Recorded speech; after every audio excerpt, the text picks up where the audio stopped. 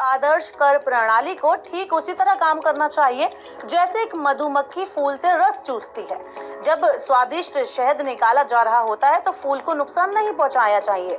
लेकिन मौजूदा परिस्थिति को देखें तो सरकार मधुमक्खी की तरह टैक्स तो वसूल रही है, लेकिन फूल यानी मध्यम वर्गीय परिवार को उसका डंक चुभता हुआ साफ महसूस हो रहा है।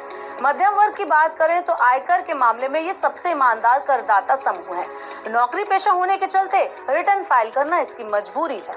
ऐसे में ये वर्ग देश की प्रगति में जमकर हाथ बटाता है, लेकिन बढ़ती महंगाई को देखते हुए टैक्स को लेकर उसकी चुभन बढ़ती ही जा रही है, क्योंकि अगर महंगाई से हम इसकी तुलना करें तो अपेक्षाकृत कम आय वाले लोगों पर टैक्स का बोझ उच्च वर्ग के मुकाबले बहुत ज्यादा है। बीते एक दशक से टैक्स स्लैब में बड़ा बदलाव नहीं हुआ है। इसके कारण लोग कम वास्तविक आय पर ज्यादा आयकर का भुगतान कर रहे हैं। ये आज गंभीर विचार का विषय बन गया है। आखिरी बार टैक्स ढांचे में बदलाव 2014 में हुआ था।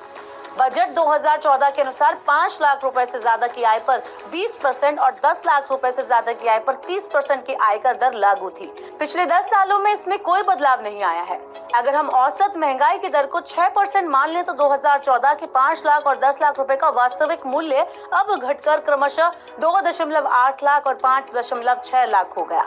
इसका मतलब ये हुआ कि 2014 में लोग 10 लाख रुपए से ज्यादा की आय पर 30% आयकर दे रहे थे, जबकि 2014 की तुलना में वो अब 5.6 लाख रुपए की वास्तविक आय पर 30% टैक्स दे रहे हैं। इससे साफ पता चलता है कि अपेक्षाकृत कम वास्तविक आय वाले गरीब लोग अब ज्यादा आयकर दे रहे हैं। मौजूदा टैक्स प्रणाली भारतीय मध्यम वर्ग, खासकर निम्न मध्यम वर्ग के लिए बहुत ही सख्त लगती है।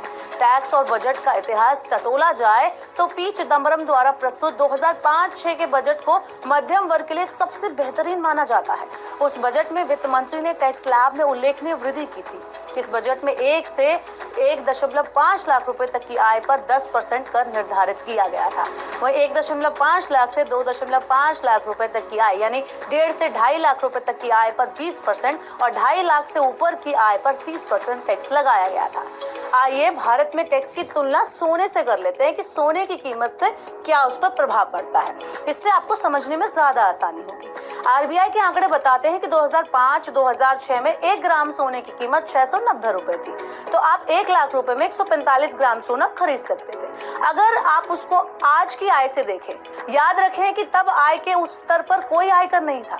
अगर आप इस सोने को 11 जुलाई 2024 की Indian Boolean and jeweller association के ताजा रेट से बेचें तो आपको 7,275 रुपए में 1 ग्राम सोना मिलेगा। इस हिसाब से 10.5 लाख रुपए में आपको 145 ग्राम सोना मिलेगा। इसका मतलब ये हुआ कि गोल्ड स्टैंडर्ड के अनुसार 2005-06 के टैक्स स्लैब की तुलना में 10 लाख रुपए से ज्यादा आय वालों पर 10% का सबसे कम आयकर स्लैब लगाया जाना चाहिए। इसी तरह यदि वित्त मंत्री इस बजट को ड्रीम बजट बनाना चाहती हैं तो 20% स्लैब 15 लाख रुपए से शुरू होना चाहिए और 30% टैक्स स्लैब 25 लाख रुपए से शुरू होना चाहिए। हाँ, सरकार ये तर्क जरूर दे सकती है कि उसने नई टैक्स प्रणाली पेश की है जिसमें उच्च आय पर बहुत कम दर है, वहीं 7 लाख रुपए तक की आय पर कोई कर नहीं लगता। लेकिन नई कर व्यवस्था में पुरानी कर व्यवस्था के तहत उपलब्ध कोई महत्वपूर्ण कटौती और छूट नहीं है। पुरानी टैक्स व्यवस्था के तहत सभी कटौती और छूट के साथ अधिक टैक्स बचाने वाले व्यक्ति के लिए नई कर व्यवस्था में जाने के लिए कोई प्रोत्साहन नहीं है। वहीं अगर दूसरी तरफ देखें तो जिस व्यक्ति ने 25 साल के होम लोन को लिया हुआ है वो नई योजना से अपने आप बाहर हो जाएगा। वहीं 15 साल के पीपीएफ और उससे भी लंबी अवधि के लिए सुकन्या समृद्धि खातों में निवेश करने वालों को भी कोई नई व्यवस्था में फायदा नहीं मिलेगा। एचआरए जो करदाताओं को बड़ी राहत देता है केवल पुरानी कर व्यवस्था के तहत उपलब्ध है। बीते 10 साल से 15 साल में शिक्षा की लागत भी बढ़ गई है। कई करदाताओं ने अपने बच्चों की उच्च शिक्षा के लिए ऋण भी ले रखा है और पढ़ाई पूरी होने के बाद 7 साल तक उसका पेमेंट करना होगा। फिर भी ब्याज पर कटौती का दावा केवल पुरानी कर व्यवस्था के तहत ही किया जा सकता है। ऐसे में करदाता अजीब से भंवर में फंसा हुआ है। होम लोन या एजुकेशन लोन में निवेश कर वो वैसे ही लंबे समय के लिए खुद को पुरानी टैक्स व्यवस्था में सौंप चुका है। वहीं महंगाई उसकी मूल आय को घटा रही है, जिससे उसे भारी टैक्स का बोझ सहना पड़ता है। आपको इस व्यवस्था के बारे में क्या कहना है? बजट को लेकर आपकी कोई एक्सपेक्टेशन है, कोई डिमांड है?